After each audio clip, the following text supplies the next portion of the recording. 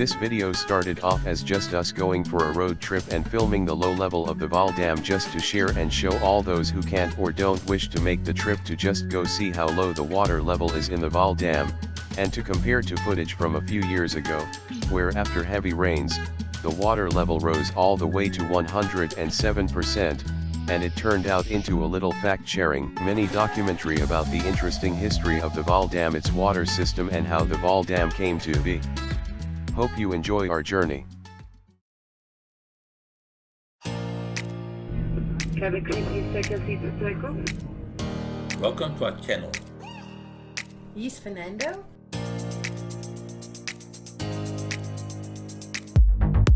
Please join our Flying Nando Facebook group for more frequent updates.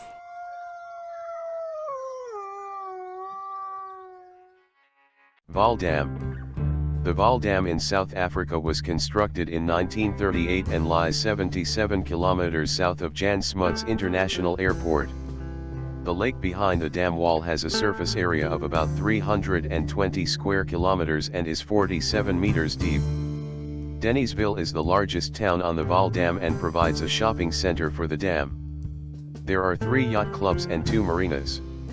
The dam was commissioned in 1939, has a capacity of 2.536 cubic kilometers and a surface area of 320 square kilometers. The dam wall is 63 meters high.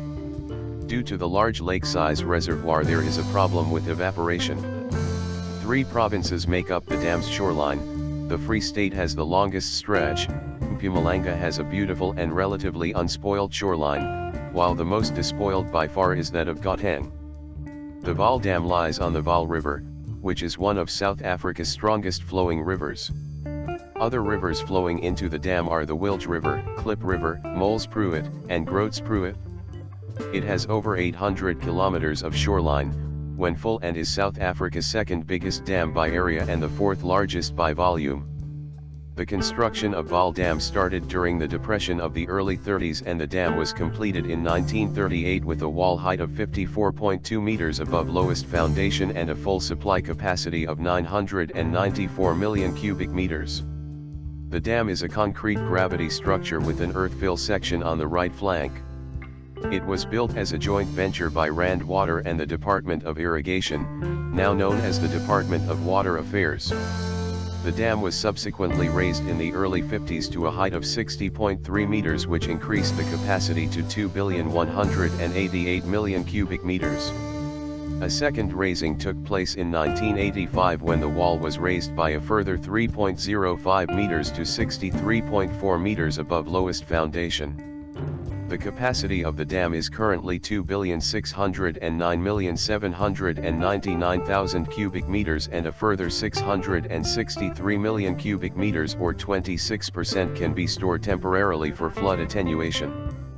The flood attenuation properties of the dam were severely tested in February 1996 when the largest flood ever recorded at the Vaal Dam site was experienced.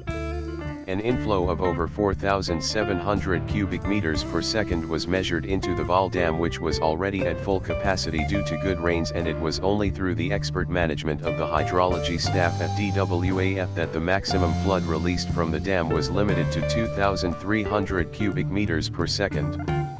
Flows above 2,300 cubic meters per second would have caused serious damage downstream of Vaal Dam, and the situation during the 1996 flood became extremely tense as the storage in the reservoir peaked at 118.5% of full supply capacity on February 19, 1996, i.e. only 194 million cubic meters of flood absorption capacity remained before the full inflow would have been released, causing massive damage.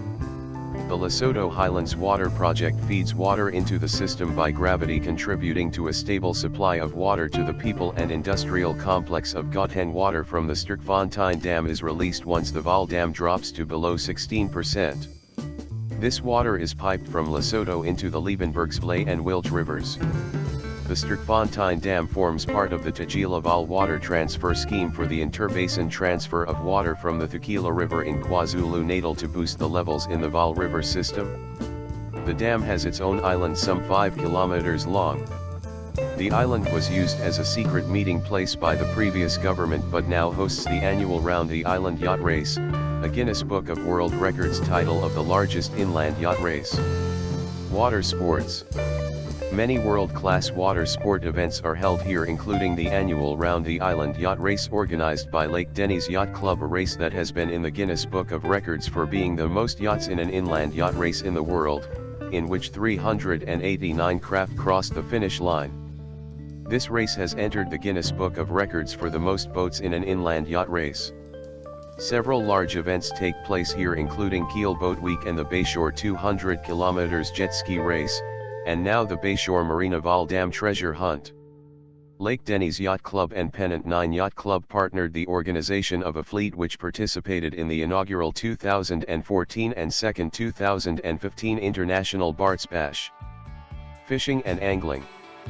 The Vaal Dam is a world-renowned fishing venue for freshwater carp and catfish. Its shores are filled with anglers throughout the year. The main angling fish species of the Vaal Dam are barbel, common carp, mirror carp, grass carp, smallmouth yellowfish, largemouth yellowfish and mudfish. Nature. Egyptian geese and blacksmith lapwing are abundant shore birds, and Caspian terns also occur in large numbers. The greater flamingo is a regular wading bird, with lesser flamingo present in lower numbers, and vagrant openbills have been seen. A few dozen fish eagles are present, while osprey occurs sparsely. Factors leading to the construction of the Vaal Dam. History of the Rand Water Board as printed in the publication Vereniging 1892–1967, the story of a South African town recording its growth during 75 years from a riverside colliery village to a major center of the Republic's industry. It was not long after the gold rush before the small streams on the Witwatersrand were unable to supply sufficient water for the prospectors' needs. Sir James C. Bright headed a syndicate, which was granted a concession to supply the area with water. In 1887 the Johannesburg Waterworks Estate and Exploration Company Limited was formed, which sourced its water from the area. Boreholes had to be sunk to meet the growing demand. About 6.8 million liters was supplied daily. A severe drought in 1895 raised the price of water to 2 shillings and sixpence a bucket. Water was now being sourced from Zuurbekom and the Klip River. In 1902 steps were taken to form the Rand Water Board to replace the private companies and supply water from springs to Randfontein. Using the Klip River and newly sunken boreholes at Zwartkoppies 10 million gallons was supplied daily. The barrage was designed to provide an additional 10 million gallons a day. The newly formed Rand Water Board developed its rights in the Klip River Valley. Boreholes were sunk in the dolomite underlying the Zwartkoppies and adjoining farms, and by the middle of 1910 the board was supplying 10 million gallons per day. It was now recognized that an ample supply of water for the Witwatersrand ultimately depended on developing a river scheme, and in 1913 they proceeded with the Lindex scheme on the Vaal River. The Vaal is the major tributary of the Orange River. It rises in the highlands of the then Transvaal and is the most important river draining the inland plateau. It is important as the boundary between this province and the Free State and its juxtaposition to the diamond mines of Kimberley and the gold and coal mines of the northern Free State and southern Transvaal. In terms of the Rand Water Board supplementary water supply, private, Act 1914, the board decided to construct a barrage at the Lindex site, 40 kilometers downstream from Vereniging, where the Vaal River had a width of 190 meters. This barrage was designed to provide an additional 10 million gallons a day. But the outbreak of the 1914–18 World War delayed construction until 1918. Work commenced on the 426 meters wide barrage, as well as river intakes and the main plant in Vereniging, which included pumping plant, sedimentary tanks, filters and clear water reservoir. Despite every effort at reduction, water consumption had reached 13.448 million gallons per day in 1920. Vaal Dam. Construction commenced in 1934 after the promulgation of the Vaal River Development Act. Number 38 of the same year, and the wall was completed in 1938. As Minister of Agriculture, Denys Rights visited the site in 1935. He had also helped initiate the Vaal Hearts scheme. As Minister of Land, he had some years previously visited the alluvial diamond diggings along the Vaal nearby. The quarry, now part of the Dennisville Aquatic Club, was the one used to build the original wall. With the rapid expansion of industry and the development of the Orange Free State gold fields, the wall was raised some 6 meters in 1952, which included 60 sluice gates. In 1958 the wall was strengthened and raised a further 3 meters odd, and the outlet and tunnel were built to feed Swickerbos Rand purification plant. The water previously obtained from the barrage had become so infested with bacteria that it was becoming difficult to purify. The dam is the third largest in the Republic and boasts the longest shoreline of any dam as a result of the very flat area, which includes the confluence of the Vaal and Wilge rivers. The dam is navigable up to the low-level bridge at Orangeville and to Villers and beyond up the Vaal River. The huge surface area at the Jim Fuchs Resort area is very shallow and rapidly turns back to but a river when the level drops during dry seasons. Water is now also received from the Highlands Scheme and Stertfontein Dam. In 1987 the dam dropped to some 13% and the island was connected to the mainland. Hawaii, the underwater island, became a peninsula and Beacon Island came to view, where a mass of seagulls nested. The weather here is varied and unpredictable as it is situated at the edge of the cyclonic belt, which brings the thunderstorms to the Witwatersrand. Besides the few tornadoes, winds of over 60 knots have been recorded. The general westerly winds are punctuated by strong easterlies which generate 2-meter waves that pound the Dennisville shores. Besides otters and snakes and the occasional hippo, the dam is populated by yellowtail, carp and barbel, which grow up to 3 meters in length, often referred to as the Vaal Dam monster. Divers at the wall are real scared of them. Freshwater prawns have also been seen. The dam was commonly called Lake Dennis, but the name was ignored and still remains Vaal Dam. From a review published by the Star newspaper. On February 22, 1934, the Star announced a bold government plan to harness the waters of the fickle Vaal River, which only 5 months before had run dry. The summer of 1934 witnessed billions of liters of flood water going to waste simply because the Vaal had no storage capacity. The £3.5 million cost would not only give the country the biggest irrigation scheme down to Vaal Hearts, but supply the Rand. With its expansion, with all the water needed for the next 50 years. The time span was spot on. 50 years later, to the year, the Rand was in the grip of one of its worst ever droughts. The lake to be formed was unofficially called Lake Dennis. The Star wrote of how this vast stretch of water would be a recreational boom to the Rand. In fact, it was to remain a mostly bare, featureless scene. The name, Lake Dennis, did not stick. The flying boats of the Vaal Dam. On May 4, 1948, BOAC introduced short Solent flying boats on the UK, Southampton, to South Africa, Vaal Dam, service. The small village of Dennisville was used as a stopover point by the old BOAC flying boats. With the highlight for all was General Smuts' visit by flying boat from England when he was Prime Minister. The terminal buildings are all gone now, as they were demolished and the cement surface became a playground for children to play and roller skate on. The foundations of the BOAC terminal at Water Affairs, as they are today, as the dam wall has been raised twice, they can only be seen when the dam is at a low level. The flying boats, like Catalina's, BOAC, landed on the dam, flying from England via Lake Victoria to Durban and back. The stopover on the Vaal Dam generated great excitement and delight, not just for the residents, but also visitors to this country after the war. A quite imposing terminal building was built, roughly where the Water Affairs Hall is now. There was a luxury bus service which left from the terminal building taking passengers to Johannesburg.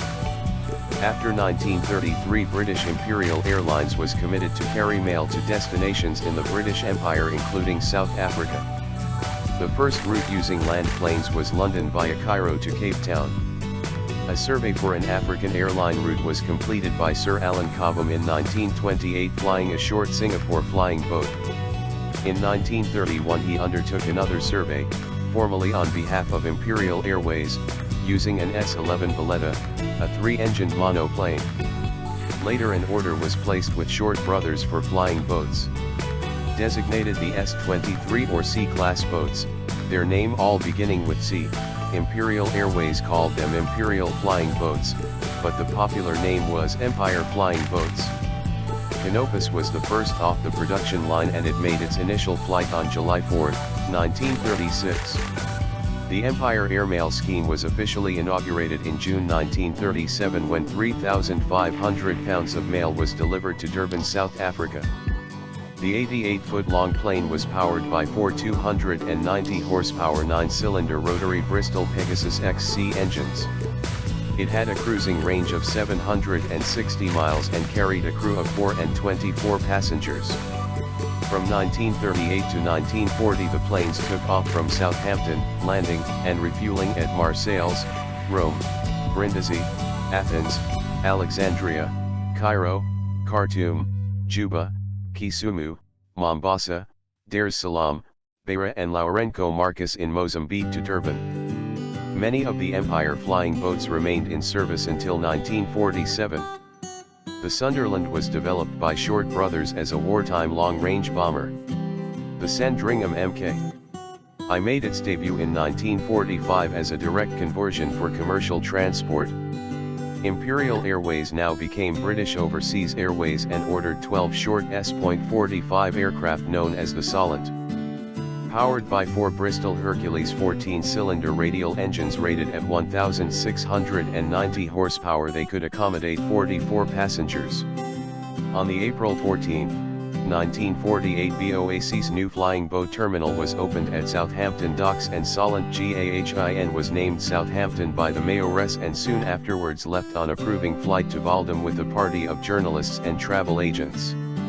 The first commercial service, replacing the Yorks on the Springbok route, was introduced on May 4, 1948, flown by GAHIT Severn. The route was Southampton, Augusta, Cairo, Luxor, Khartoum, Port Bell, Victoria Falls, Vaal Dam, taking 4.5 days.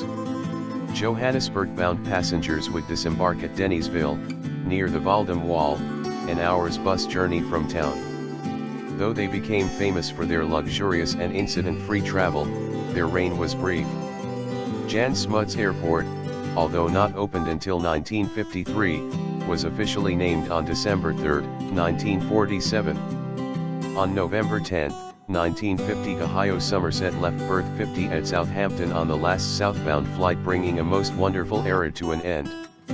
The flying boat crews founded Lake Denny's Yacht Club and their company's Speedbird logo graces the club badge. The club committee boat is of course named Speedbird and the mark layer, Speed Chick. The foundations of the terminal building, slipway, and part of the jetty can still be seen at water affairs when the dam is low. Bibliography. Denysville News. Flying into the Future, A Pictorial History of Shorts by Michael Dunn. Essay. Flyer Magazine. Seaplanes of the World, written by Bill Yen and published by OG Publishing Inc.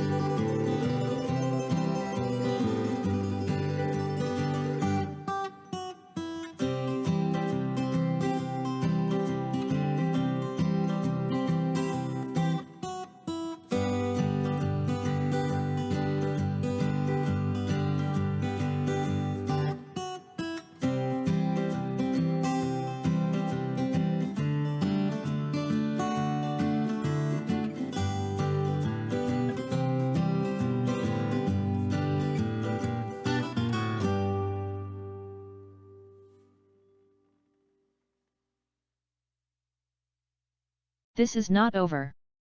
There is huge amount of great drone footage that did not make the main part of the video, that would be a waste not to show and share with everyone. That footage can be seen from this point onwards. There is still more drone footage, that will be used in other upcoming videos. Yes, there are more videos coming about the Vaal Dam and the low water levels. Made a big attempt at squeezing in as much as possible with the story of the Vaal Dam and how low the water level is currently. When this was filmed it was just below 35%. Currently, it's dropped below 30%, and yes, there are already plans to go film again and make an updated video.